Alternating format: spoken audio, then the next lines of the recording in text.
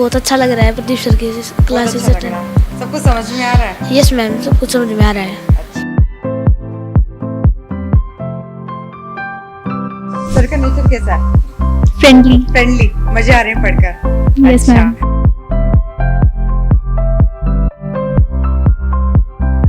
कैसा पढ़ाते हैं सर? अच्छा पढ़ाते हैं। अच्छा पढ़ाते हैं।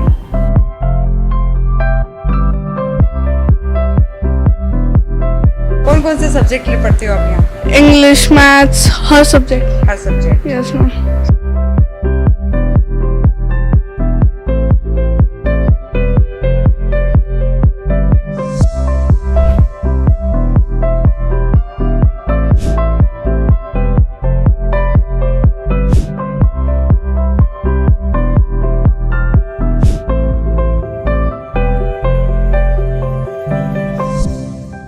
अब आप देख सकते हैं कि छोटे छोटे बच्चे क्लासेस ले रहे हैं, तो आइए जानते हैं इनका अनुभव कि प्रदीप सर से इन्हें कैसा लग रहा है पढ़कर। लक्ष्य लक्ष्य कौन सी क्लास में है? 7th में। लक्ष्य, प्रदीप सर की क्लासेस अटेंड करके कैसा लग रहा है? सर बहुत अच्छा लग रहा है प्रदीप सर की क्लासेस बहुत अच्छा लग रहा है। सब कुछ समझ में आ रहा है? यस मैम, सब कुछ समझ में आ रहा है। अच्छा, बेटा आपका नाम? हिमांशी। हिमांशी, कैसा लग रहा है आपको? बहुत अच्छा लगा, सब समझ आ रहा सब समझ आ रहा है? Yes, कौन कौन से सब्जेक्ट ले पढ़ते हो आप यहाँ? है। इंग्लिश, मैथ्स, हर सब्जेक्ट। हर सब्जेक्ट। Yes ma'am. आप इस बच्चे से पूछते कि कौन सी क्लास में पढ़ता है और उसे कैसा लग रहा है? बेटा कौन सी क्लास में है आप? 8th। नाम क्या है बेटा? मयंक। मयंक कब ज्वाइन किया था अपने सर क्लासेस? 2 नवंबर से। 2 नवंबर से। कैसा लग रहा है सर के साथ? अच्छा लग रहा है। अच्छा लग रहा है। कैसा पढ़ाते हैं सर? अच्छा पढ़ाते हैं। अच्छा पढ़ाते हैं। कौन कौन से सब्जेक्ट्स में आप वीक थे जो आपको लग रहा है कि इम्प्रूवमेंट है? मैथ्स और इंग्लिश। मैथ्स और इंग्लिश। अच्छी पकड़ हो गई है अब? यस। बेटा आपका नाम? दियांशी। रियांशी, कौन सी क्लास में आप? 7th में। रियांशी कब ज्वाइन किया था सर की क्लासेस? 2 नवंबर। आपने भी 2 नवंबर को? Yes ma'am. अच्छा, सर के साथ कैसा लग रहा है? सर अच्छे से पढ़ा रहे हैं? Yes ma'am. अच्छा, सर का नेचर कैसा है? फ्रेंडली। मजे आ रहे हैं पढ़कर? Yes ma'am.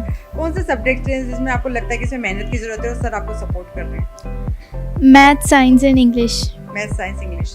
तो अब सर के साथ जब सर गाइड कर रहे हैं तो सही लग रहा है सब कुछ? यस समझ में आ मैम। रहा है? Yes ma'am. रोहतक का टॉप मोस्ट इंस्टीट्यूट जो अब तक कई बच्चों की फ्यूचर को बना चुका है। हमारे साथ जुड़ चुके हैं प्रदीप जी हैं दर्पण क्लासेस के संचालक। नमस्कार प्रदीप। जी। नमस्कार मैम।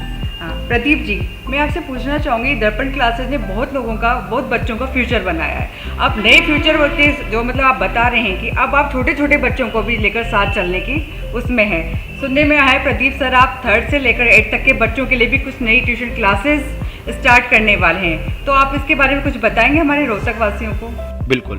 देखिए, आज के टाइम में एक सबसे बड़ी प्रॉब्लम जो पेरेंट्स फील कर रहे हैं, वो एक पहली प्रॉब्लम ये है कि उनके बच्चे अच्छा इंप्रूव नहीं कर पा रहे हैं। जैसे हर कोई पेरेंट चाहता है कि मेरे बच्चे के पास अच्छी राइटिंग स्किल्स हों, पर बच्चे तो राइट ही नहीं कर पा रहे। आप खुद ही सोचिए, आप मुझे देख भी रहे हैं, मैं आपसे भी एक प्रश्न पूछता हूँ, आपके जो फैमिली में बच्चे हैं, क्या आपको नहीं लगता कि वो आंसर्स को याद कर रहे हैं? उनके अंदर लिखने की क्षमता ही नहीं है। दूसरी सबसे बड़ी प्रॉब्लम है जैसे मैथमेटिक्स है। अब बच्चा मैथमेटिक्स में कहीं ना कहीं प्रैक्टिस भी नहीं कर पा रहा, उसमें अच्छा भी परफॉर्म नहीं कर पा रहा है। साइंस का सब्जेक्ट है या और भी बहुत तमाम ऐसे सब्जेक्ट्स हैं मैम जिसमें बच्चे वाकई में बहुत लैग कर रहे हैं। तो मुझे लगता है कि वाकई में बच्चों को एक ऐसे संस्थान की ज़रूरत है जहाँ पर उनकी हर मतलब एक बारीक से बारीक चीज़ पे काम किया जाए, चाहे उनका वो राइटिंग स्किल्स हो, चाहे उनका मैथमेटिक्स हो, साइंस हो, हर कोई मतलब सब्जेक्ट है जिसके ऊपर हमें काम करना चाहिए। प्रदीप जी, देखिए रोहतक में ही मान लीजिए कि हमारी जनता जो 80% लोग हैं, 80 के 90 भी बोल दीजिए, कि अब हर पेरेंट्स ये चाहता है कि हमारा बच्चा है जो अच्छे से अच्छे स्कूल में जाए, इंग्लिश मीडियम में जाए, और बेसिक नॉलेज ही अभी से जो स्टार्ट होगी तो बच्चे के फ्यूचर को वो ग्रोथ देगी। ठीक है, तो यूँ मान लीजिए कि हर गली मोहल्ले में कॉलोनी में ट्यूशन क्लासेस हैं, तो दर्पण क्लासेस ऐसा क्या दे रहा है जो और ट्यूशन क्लासेस से बहुत ही बेहतर है? देखो, इसमें एक सबसे बड़ा बेसिक फ़र्क मैं आपको बताऊं, वो फ़र्क है टीचर्स का। वहाँ पर क्या होता है आमतौर पर ट्यूशन क्लासेस में मैम कि एक ही टीचर सभी सब्जेक्ट्स को डील कर रहे हैं, पर आपको भी लगता होगा कि एक टीचर सब बच्चों पे बराबर से फोकस कैसे कर सकता है। अच्छा, एक दूसरी प्रॉब्लम क्या है, 3rd क्लास का बच्चा भी वहीं बैठा है, 4th का भी, 5th का भी, 6th का भी, तो कैसे एक टीचर बहुत अच्छे तरीके से बच्चे पर फोकस कर पाएगा? तो हमारे यहाँ पे सबसे पहली एक विशेष जो बात वो ये अलग है कि हमारे यहाँ पे फैकल्टीज़ अलग है। हम 3rd की क्लास के बच्चे हैं तो उनको अलग से डील करेंगे, 4th अलग, 5th अलग, 6th अलग। और दूसरी सबसे बड़ी बात पता है क्या है आपके, आप मतलब हमारे यहाँ पे जो विशेष हमें लगता है कि हम अपने बच्चों की कम्युनिकेशन स्किल्स पे भी काम करें। अच्छा, आजकल आप देखिए सबसे बड़ी प्रॉब्लम क्या है कि बुक्स के अंदर वोकेबलरी का लेवल इतना हाई है कि इवन पेरेंट्स भी उसको कैप्चर नहीं कर पा रहे। मैं ये कहूँ कि पेरेंट्स भी उसे ठीक से नहीं समझ पा रहे, तो उन्हें कोई ऐसे टीचर्स की ज़रूरत है जो बच्चों की उन वर्ड्स पे भी काम कर पाए। तो हमारी क्लासेस ये है कि ओवरऑल बच्चे के हर सेक्शन पे काम करें। जैसे मैंने पहले भी ये कहा और मैं फिर रिपीट करके कहता हूँ कि बच्चों में राइटिंग स्किल्स होना बहुत ज़रूरी है, उनका कम्युनिकेशन स्किल्स अच्छा होना बहुत ज़रूरी है, उनका हर वो इम्पॉर्टेंट सब्जेक्ट जो आगे चल के उनके फ्यूचर को बनाने वाला है उस पर विशेषकर ध्यान दिया जाना चाहिए, and that we are doing. Pradeep ji, क्योंकि हर बच्चे का मेंटल जो कैपेबिलिटी होती है वो डिफरेंट होती है, क्योंकि कहा जाता है कि पांचों उंगलियां बराबर नहीं होती, इसलिए हर इंसान का दिमाग अलग अलग तरह से विकसित होता है। किसी में कैचिंग पावर बहुत अच्छी होती है कि वो एक बार सुनता है वो उसे जहन में रख लेता है कि हाँ इसका मतलब ये है और ये है। कई बच्चे ऐसे होते हैं उनको 10 बार 20 बार दोहराते हैं तब जाके वो बच्चे सीखते हैं। तो सबकी अलग अलग पावर है, मतलब जो भी है कम्युनिकेशन स्किल हो गई या लर्निंग स्किल्स हो गई, सबकी अलग अलग होती है। तो उस हिसाब से क्या आपने उनके लिए अलग अलग बैच तैयार किए? बिल्कुल।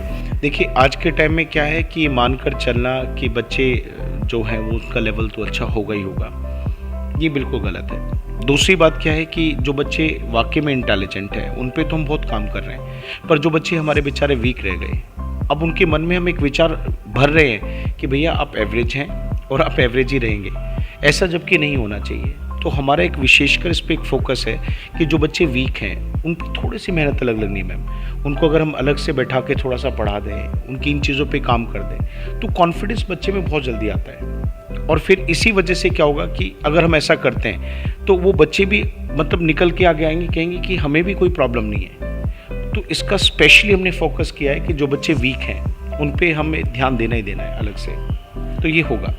बात करें दर्पण क्लासेस की, तो वो बच्चों को कैसा एनवायरनमेंट दे रहा है जिससे बच्चा अट्रैक्ट हो, बच्चा कूल रहे और बच्चा सीखे, इसमें ज़्यादा से ज़्यादा सीख के और मतलब आपकी जो दर्पण क्लासेस है इसको सक्सेस करे कि चलो हम सर के आए तो हमने बहुत कुछ सीखा। ऐसा एनवायरनमेंट, कैसा एनवायरनमेंट आप बच्चों को दे रहे हैं कि बच्चों के लिए वो बहुत ही मतलब अच्छा है, पॉजिटिव है, वो किस तरह का एनवायरनमेंट है? अच्छा देखिए, इसमें मैं एक बात आप लोगों से कहता हूँ, आप पेरेंट्स भी मुझे देख रहे हैं कि आज के टाइम में क्या है कि हम बच्चे की छोटी छोटी चीज़ों को अप्रिशिएट नहीं कर रहे हैं। मान लो अगर उसने किसी सेंटेंस को बोला तो उसको अप्रिशिएट ही नहीं कर रहे हम, कहते हैं तो आते ही ये बच्चों को इसमें नया क्या है। पर सोचिए जब हम छोटी छोटी चीज़ों को अप्रिशिएट करेंगे तो बच्चे के अंदर से एक लगन आएगी कि नहीं यार मेरे को और अच्छा करना है, क्योंकि मेरे टीचर्स मेरे को अप्रिशिएट करें। तो हमारे यहाँ पे जितने भी फैकल्टीज़ हैं वो सबसे पहला काम यही करता है कि बच्चे की छोटी छोटी चीज़ों को अप्रिशिएट करते हैं। अगर उसने पहले वाले टेस्ट से इस वाले टेस्ट में ज़्यादा स्कोर किया है तो हम उसको अप्रिशिएट करते हैं, very good, clapping should be there, कि इस बच्चे ने, मान लो मोहित नाम से कोई स्टूडेंट है तो मोहित ने पहले से कितना अच्छा किया, तो they must be clapping for him. तो कुछ ऐसा होना ही चाहिए। तो सबसे पहली चीज़ ये है हमारे यहाँ की विशेष बात कि हमारे यहाँ पे फैकल्टीज़ बहुत एमिएबल मतलब फ्रेंडली नेचर की है। दूसरा क्या है कि सभी के कंसेप्ट बहुत अच्छे हैं। तीसरा क्या है, हमारे यहाँ पे प्रैक्टिस शीट्स हैं बच्चों के लिए। अब आमतौर पे क्या होता है, स्कूल का होमवर्क तो हम ट्यूशन पे करवा देते हैं, पर ट्यूशन की जिम्मेदारी बनती है कि अलग से बच्चे के ऊपर प्रैक्टिस शीट्स पे काम करवाएं। भाई जो बच्चे को आप पढ़ा रहे हैं एटलीस्ट वो बच्चा कितना सीख रहा है वो तो प्रैक्टिस शीट्स बताएंगे ना। एक बात और मैं विशेष बताऊंगा, हर सैटरडे को हमारे यहाँ पर क्या होता है कि हम मॉक टेस्ट बच्चों का रखते हैं। पूरे वीक में हमने जो पढ़ाया उस वीक में बच्चे ने कितना सीखा है हम उसे मॉक टेस्ट से जज करते हैं। एक और बात मैं आपको बताना चाहता हूँ कि जो बच्चे हमारे पास आ रहे हैं हम उनके कंसेप्ट्स पे बहुत फोकस्ड हैं। कंसेप्ट से मेरा मतलब क्या है कि ये नहीं कि हमने बच्चों को सिखा दिया, हम ये देखते हैं कि बच्चा उसे कितना कर पा रहा है। क्योंकि जब हम बच्चे से करवा के देखें और वो करता है तो उसमें एक अलग कॉन्फिडेंस आता है कि नहीं आई कैन डू इट। तो ये फीलिंग हमें बच्चे में जनरेट करनी कि आई कैन डू इट, क्योंकि बच्चे इस उम्र में मैं मानता हूँ कि बच्चे में अगर ये फीलिंग आ जाए ना कि मैं सक्षम हूँ तो फिर मैं कहता हूँ उसे लाइफ में कामयाब होने से कोई नहीं रोक सकता। मतलब कॉन्फिडेंस के साथ साथ आप इन बच्चों को अच्छे से मतलब बढ़िया स्टडी मटेरियल दे रहे हैं, सिखा रहे हैं, उनके अंदर ऐसा जज्बा बच्चों में पैदा करें कि हम किसी से कम नहीं हैं। हाँ, होना भी नहीं चाहिए, क्योंकि इस उम्र में बच्चों में अगर ये फीलिंग आती है कि हम किसी से कम हैं तो मुझे लगता है ये हमारी कमी है कि बच्चा ऐसा सोच रहा है। मानसिक स्तर को ये चीज़ें कम करती हैं, लेकिन दर्पण क्लासेस बच्चों के मानसिक स्तर को बढ़ाने के लिए बहुत मेहनत कर रहा है। क्लासेस लेके आए, छोटे छोटे बच्चों की ट्यूशन क्लासेस। माँ बाप को परेशान होने की ज़रूरत नहीं है। इंग्लिश मीडियम में स्कूल में तो आपने डाल दिया बच्चों को, लेकिन अब ट्यूशन की जिम्मेदारी किसकी? तो वो लेकर जिम्मेदारी होगी दर्पण क्लासेस की। बिल्कुल तो सर और कुछ बताइए दर्पण क्लासेस के बारे में कि माँ बाप अपने बच्चों को यहाँ लाएं, उनका एडमिशन कराएं और बच्चों के फ्यूचर आप पर छोड़ दें।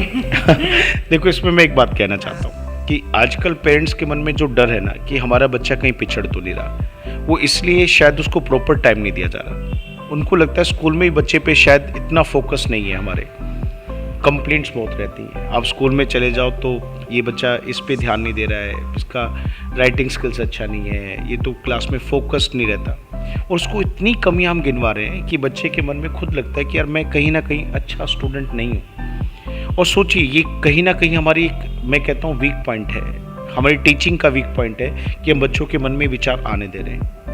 वहीं पर ये हो सकता है कि बच्चे के अंदर इतना कॉन्फिडेंस हो कि वो खुद लगे कि मैं कुछ भी कर सकता हूँ। और सोचिए, अगर ऐसे विचार हमने बच्चों में एक बार डाल दिए तो मैं फिर विश्वास से कह सकता हूँ कि बच्चे आगे चल के वाकई में एक ब्राइट स्टूडेंट, क्या एक सक्सेसफुल पर्सन भी बन के दिखाएंगे। बच्चों को मोटिवेट करने के लिए दर्पण क्लासेस क्या कुछ कर रहा है? मैं बच्चों का सबसे बड़ा मोटिवेशन पता है क्या है? उनका लर्निंग। एक बार बच्चे को लगता है ना कि मैं कर पा रहा हूँ, इससे बड़ा मोटिवेशन नहीं है। सोचिए, एक पल आप देखिए, हम बच्चों को ये कहते हैं कि आप कर सकते हैं, और एक बच्चा खुद ही कह रहा है कि मैं कर सकता हूँ, तो मुझे लगता है बड़ा मोटिवेशन कौन सा है कि हम उनको कहें कि आप कर सकते हैं, या फिर बच्चा खुद ये कहे कि मैं कर सकता हूँ। तो हमारा मेन फोकस यही है कि बच्चा खुद कहे कि मैं कर सकता हूँ, और वो तभी संभव है जब हम बच्चे पे पर्सनली काम करें, एक मतलब इंडिविजुअल स्टूडेंट पे काम किया जाए और उसको बताया जाए कि आप किस तरीके से विशेष हैं। सर, इसमें हर दिन कितने बैच लेते हैं आप बच्चों? देखिए, क्लासेस मैंने जैसे इसमें कहा कि हमारे यहाँ पर ऐसा नहीं है कि 3rd, 4th, 5th, 6th, 7th के जो स्टूडेंट्स हैं वो सब एक साथ बैठ के पढ़ रहे हैं। तो उन सभी के सेपरेट बैचेस होंगे, उनके अलग अलग टेस्ट्स होंगे, उनकी अलग अलग प्रैक्टिस शीट्स होंगी, ये सब कुछ अलग अलग रहने वाला है। इसमें क्या रहेगा, हम इसमें 2 सेक्शन पे काम करेंगे। एक सेक्शन होगा, इसमें मैं आपको थोड़ा सा और एक ब्रीफ बता दूँ। ये जो हमारी क्लासेस रहेंगी वो डेली 3 घंटे की रहेंगी इवनिंग में। इन 3 घंटे में 1 घंटा हमने जो रखा है वो स्कूल के होमवर्क के लिए रखा है। स्कूल का होमवर्क से मेरा मतलब क्या है कि जो डायरी में उसको वर्क मिला है, जैसे उसको लर्न करवाना है या फिर उसका राइटिंग वर्क है उसको पूरा करवाना है, तो उसको बारीकी से टीचर्स बगल में खड़े होकर कि कहीं बच्चा गलत तो नहीं लिख रहा है, जो लर्न कर रहा है उसने प्रॉपर याद किया नहीं किया, अच्छा उस स्कूल में लिखा उसमें कहीं गलती तो नहीं लिख ली बच्चे ने। तो ये सारी चीज़ें, तो एक सेक्शन हमारा जो रहेगा बच्चे की डायरी वर्क पे रहेगा, और दूसरा सेक्शन जो हमारा इसमें रहेगा उसकी स्किल्स के ऊपर रहेगा, जिसमें हम 2 घंटे स्पेशल बच्चे पे लगाएंगे। चाहे उसका मैथ्स का प्रैक्टिस करवाना है, इंग्लिश उसकी अच्छी करनी है, ग्रामर में उसको साउंड बनाना है, उसका लर्निंग पावर अच्छा करना, उसकी राइटिंग स्किल्स हमें ला के देनी है, ये सब कुछ उसमें रहने वाला है। अब हम आपको लेकर आए हैं दर्पण क्लासेस के 3rd फ्लोर पर, जहां 4th और 5th स्टैंडर्ड के बच्चों को ट्यूशन दी जा रही है। आप देख सकते हैं किस तरह से हर टीचर एक बच्चे को 2 बच्चे को गाइड कर रहा है, प्रॉपर तरीके से पढ़ा रहे हैं बच्चों को। ये बेटा, आपका नाम? जिया। जी, आप कौन सी क्लास में पढ़ते हो? 4th क्लास में पढ़ते हो जी। आप कब यहाँ पर कब ज्वाइन किया आपने क्लासेस? कल ही ज्वाइन किया आपने। कैसा लग रहा है बेटा यहाँ आके? अच्छा लग रहा है। टीचर मैम अच्छे से पढ़ा रही है? अच्छे से पढ़ा रही है। बेटा, आपका नाम? छवि, आप कौन सी क्लास में हो? 5th। छवि, कब आए आप यहाँ पर, कब ज्वाइन किया आपने क्लासेस? 3-4 days पहले। अच्छा, कैसा लग रहा है बेटा यहाँ पढ़ के? बहुत अच्छा। मैम अच्छे से पढ़ा रही हैं? सब समझ में आ रहा है?